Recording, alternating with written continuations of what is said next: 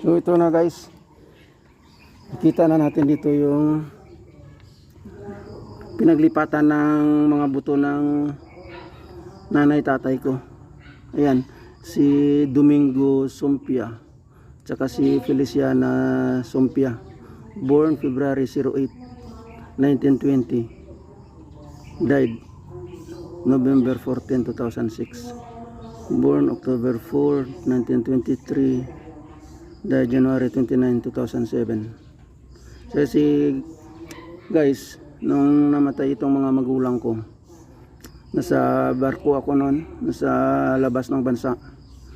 O namatay itong nanay tatay ko na hindi ko na uwian, napakalungkot.